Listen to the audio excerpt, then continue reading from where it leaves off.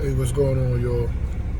I'm Truck Trent, and I'm back out here. We're exposing the bad, for lack of a better term, the bad business of the trucking industry, man. I want the truck driver to get paid. Why can't the truck driver get paid? Because we have everybody nitpicking in our pockets one way or another. I mean, it's virtually damn near an illusion. You can gross 300 grand a year. Easily. You can gross it. Damn near 400 and some change a year. Sure you can.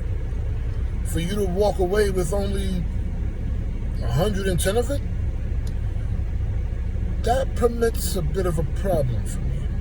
And hopefully it does for you too. So I'm getting back on the home time situation, and I'm gonna deal with, I think I left off at the truck note. I know I went into a little bit about interest rates, not dealing with that yet. Let's deal with the truck note and how the truck note can bring in a whole nother salary for a truck driver, regardless of how much he makes. That's our business. You want to make what a truck driver makes, then get your CDL license and make what we make. But just because the business itself grosses so much money, and it does. I'm not sitting here, don't think for a second that your truck driver is not getting money.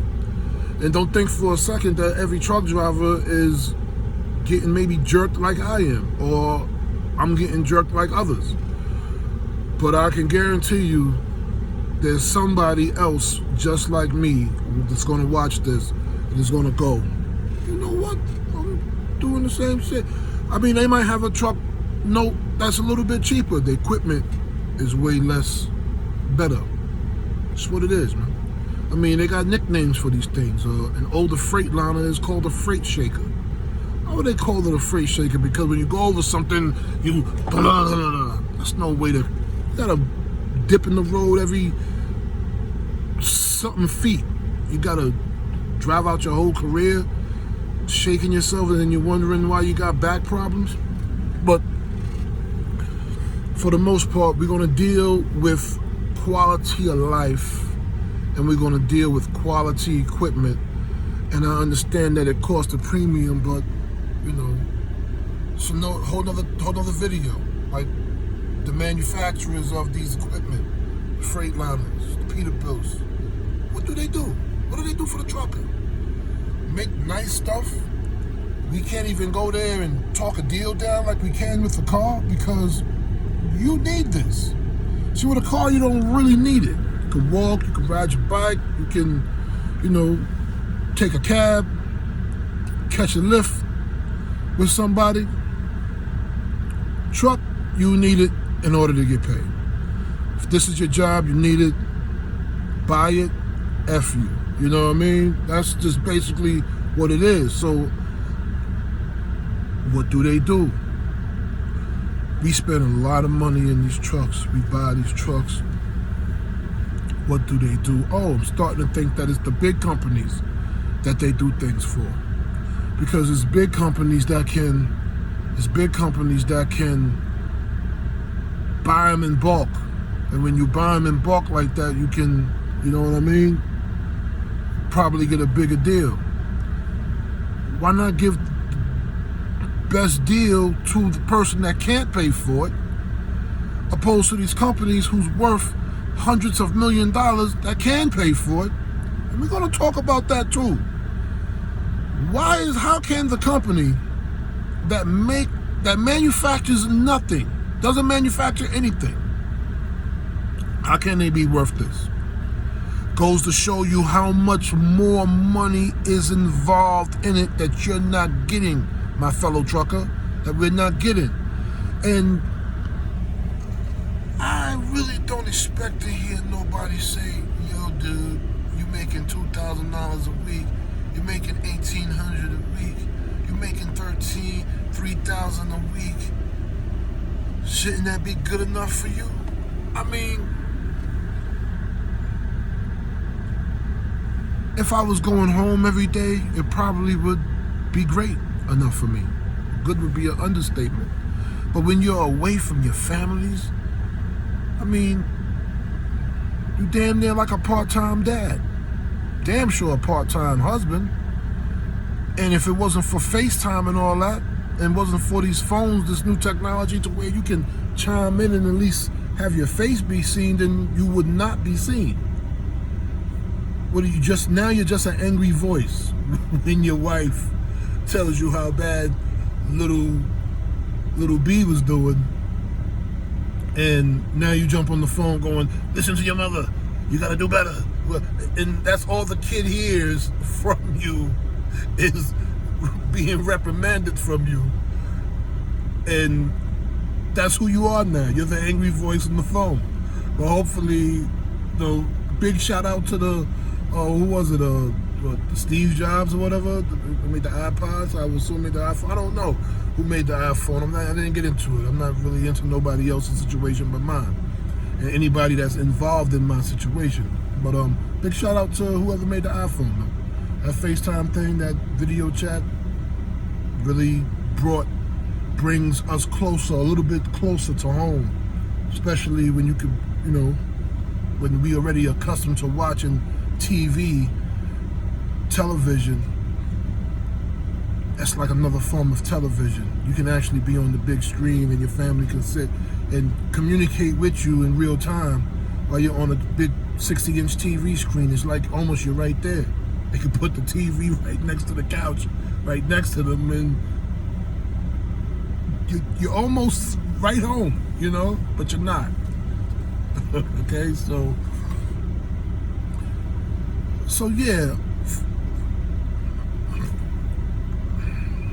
home time is very important. That's a big deal, and I want somebody to leave a comment in the comment section telling me that it's not a big deal, that they don't have to be home with their kids. They don't want to be home with their kids. They just want to make them and go out here and make this money and send that money back home to get their kids the best things in life that they wasn't able to have. Oh man, no way. There's nobody else going to say that. I'm waiting. I want to see that. Those are the comments that I want to see. No, we cool. We don't want to be home. We don't want to be around our families. We just want to go out here and make this little $2,000 a week and send it all back so they can have the best things in life that I never had. And I don't mind being away for 5, 4, 3 weeks at a time. Because when you out for 3 weeks and you come back in for 3 days, man, that first day might be everything. That second day is still feeling a little good, but the excitement done went down, because now the anxiety of having to go back out the next day, that third day, for another 3 weeks. And that's probably more of a company driver situation for these big companies, because I remember when I first got my license, they was doing 1 day for every week you was out. And if you out for 2 weeks, you're off for 2 days. It's crazy. That was crazy. This is a true story. I'm not going to say any names and put any companies on blast until I find really do my due diligence and find out that I can. And then trust me, I will. But when I first got my license, and I got my license back in 2006, it's just facts. I'm not going to say 2005, 4, or had my license 20, had my license since 2006. And that's what was going on. I was actually an over-the-road truck driver for 9 months. And the company that I was with that sent me away to get my license, all I had to do was pay for my food. I think they, you go through their company, you get the license endorsed, waived or whatever when you go through their, vigorous training course. And so here I am with the mentor or whatever, And shout out to my mentor. If he might happen to see this, I'm not even gonna say his name, but if he chimes in, I mean, I would love to see him. I think about him sometimes because we have fun. Cool. He definitely showed me that you can be a truck driver and still stay groomed, still stay fresh. I mean, the kid had waves. He was young too. He had waves. The car was nice. He did, he had everything. But I came into the game. I came into the trucking game same way. And he mentioned that. He was like, wow, a lot of drivers, that he see that he trained, that gets into the game, is usually looking for the come up. Look like you already up a little bit. It was like, didn't I exist before this? Like, I got my license at 31. I didn't have a life before 31? Of course I did. I had stuff in the life before 31, just making a career change. But after I got through my training, home time was a big deal. I've actually been a local driver, so I don't want you guys to think that this is what I've been going through for years. Actually, the opposite. But I know it exists, and it's a problem, and there's nobody talking about it. I'm hearing little bits and pieces of conversations of people talking about it, but nobody is really talking about it. But everybody has this problem. I'm talking to drivers. They talking like they want to. You got people looking for local jobs all the time to get off the road.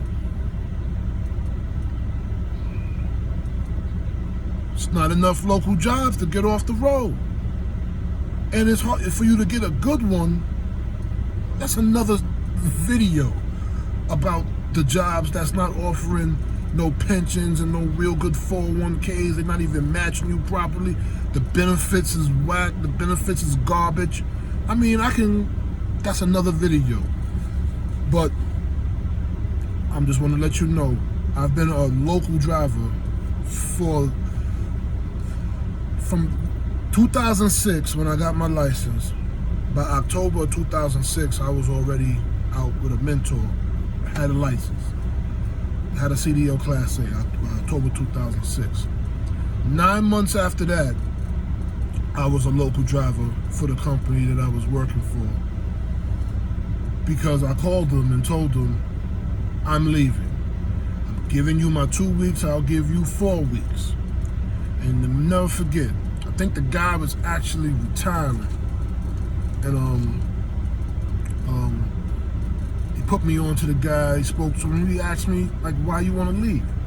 He was looking at my record, I'm on time, I'm a new driver, I'm on time. I had the navigation, at that time it was on a laptop. I don't even think an iPhone was even out yet. I believe it came out 2007, don't quote me.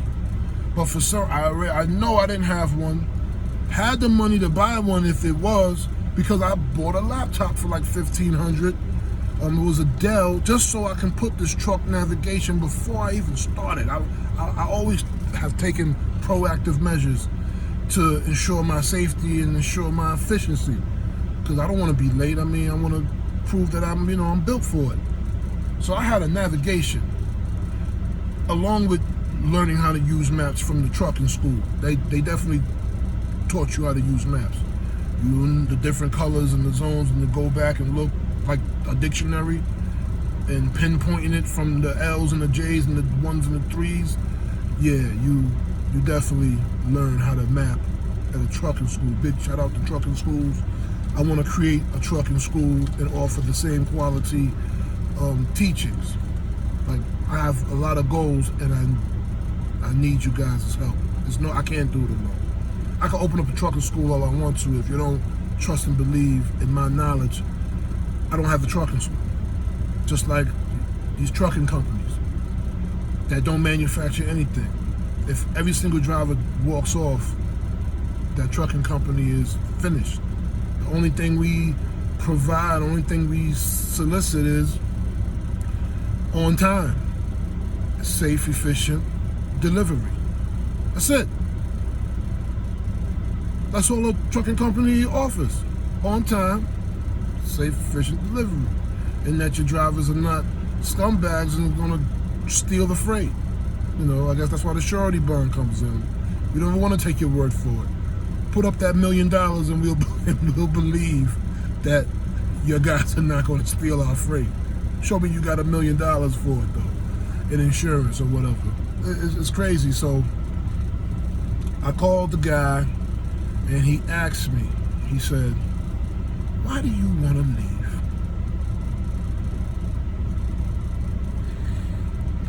And I was living in Atlanta at that time, and I told him, I said, excuse my French, I said, but I'm not with a woman enough.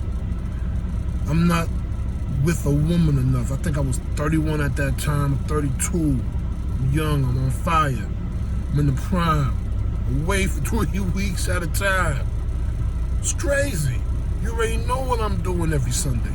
It's ridiculous. It's stupid. It didn't make no sense to me. Like, what? I mean, but I always wanted to drive trucks.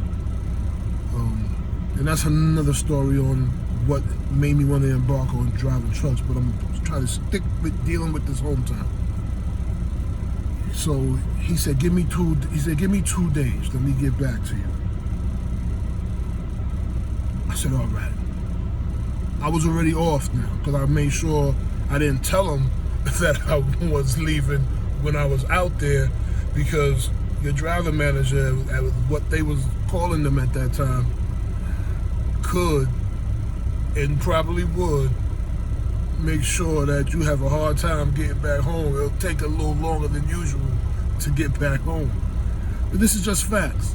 So I didn't do that. I waited till I got off and said, giving you my 2 weeks. Because then I could deal with the fact that I already had it in my mind that they're going to make me stay out there a month. I'm just going to have to do a month, but at least I put in the 2 weeks and I left. And I left in good standings.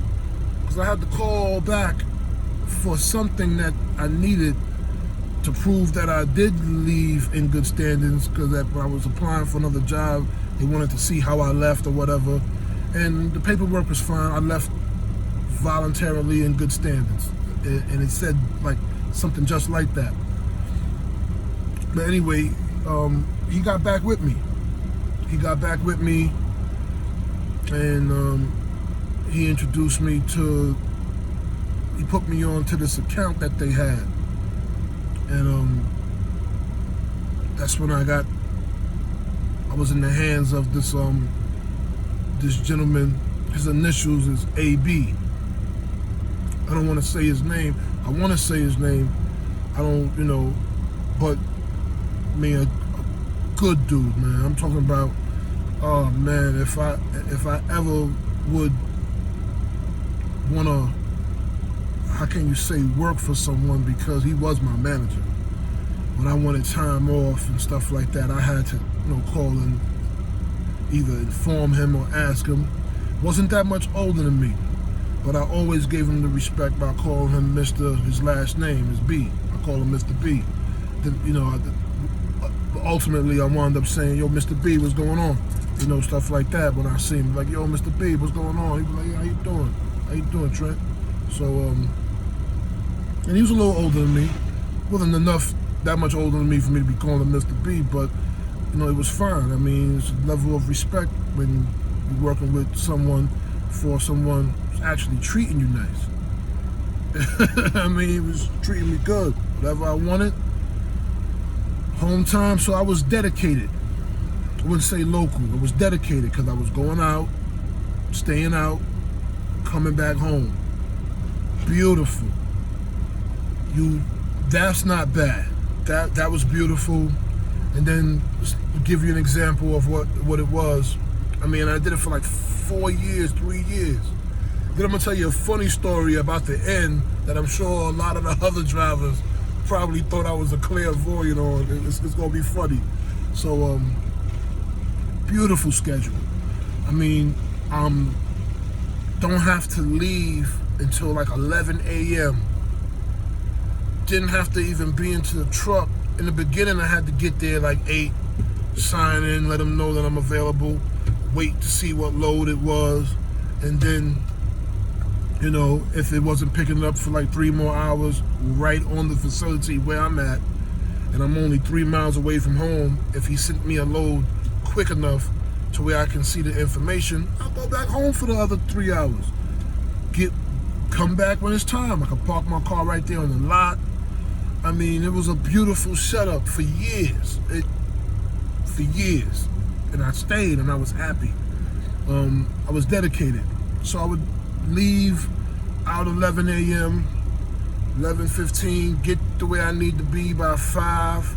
Sometimes I would have a 400-mile run. You want that 400-mile run, that 489, almost 500-mile run. We'll tackle that. Sometimes she would give it to you.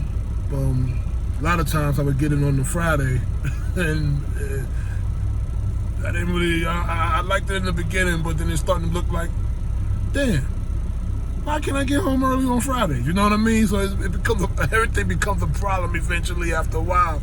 Once you see the other guys taking these long runs during the week, and you taking these short runs, but then on a Friday, they get the short run and you get the long run, which during the week is the best run, but on the weekend it's the shit run. You'll figure it out, you know? So, but still, I was grateful for the miles. At the end of the day, that was a 1,000-mile run in my eyes, you know? So, so I would leave out, get to where I need to be by 5, 6.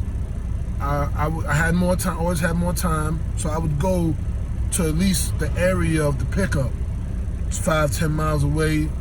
And once I got acclimated with the runs, I'll know which ones that I can stay on the yard, make sure I, use whatever facilities that I need to use to get myself through the night. I will go there to the yard sometimes where I'm picking up, sleep, do my time, wake up the second, get up, and shoot on back down home. Because now it's the race against the clock to get home as early as you can, because you don't have to start the next day. That Tuesday, you're coming back to try to get off as early as you can. If you start early, you could probably be done by 3 p.m. And now you got that whole night. You already still up naturally. That's your schedule. You can go to bed late, 2, 3 in the morning for all you late sleepers, and still wake up in enough time to make it to your load. It was a beautiful life. And I'm gonna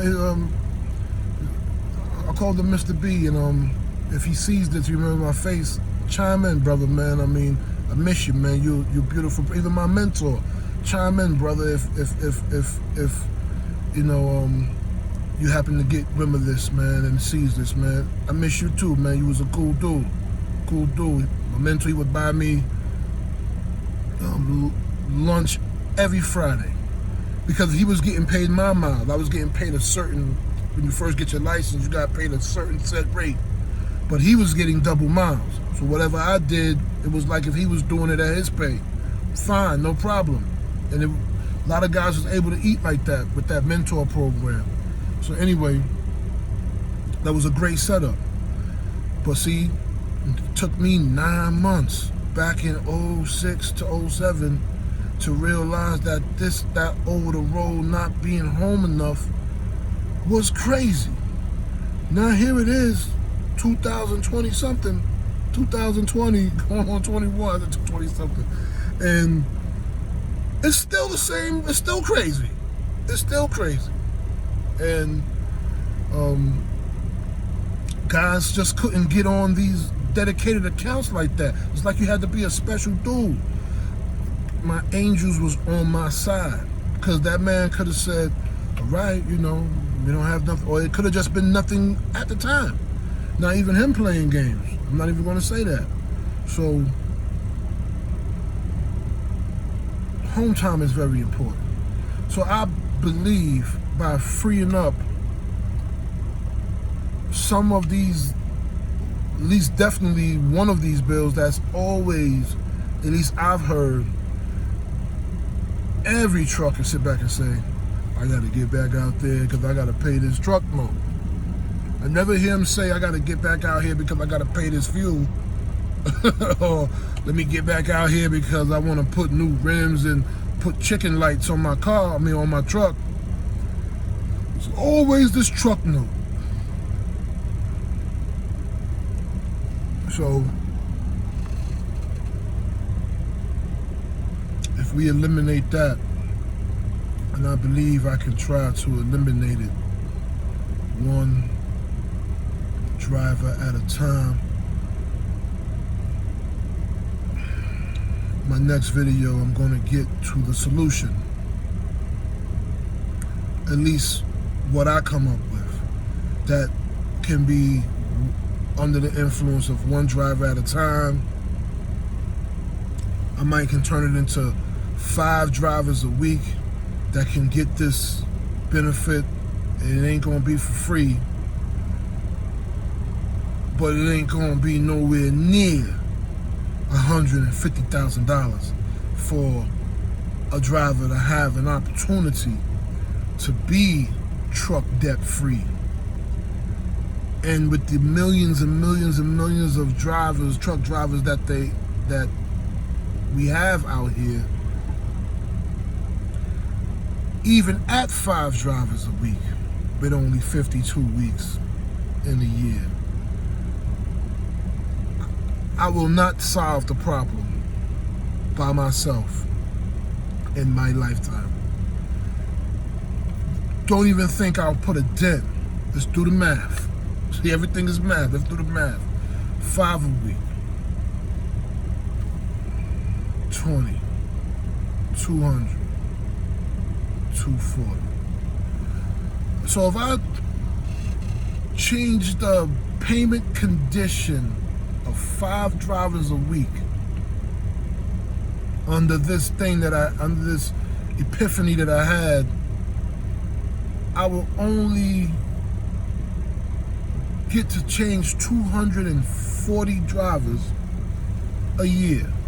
Still, my goal is even just 1, and it doesn't have to be me. So at 240, 10 years, 2,400 drivers in 10 years. 20 years, that's 4,800 drivers. Get my picture? I will not probably even put a dent in when you got millions of truck drivers. See, millions? But what I will do is provide a better quality of life for them by freeing up this truck note. And somebody tell me having brand new equipment, brand new, 0 miles on your truck or whatever miles it come with, 50, 40, just for them having to drive it around to test it out or whatnot. I get that. So nothing will ever probably come to 000, but brand new equipment, paid for. Does that not provide a better quality of life for a driver? Absolutely.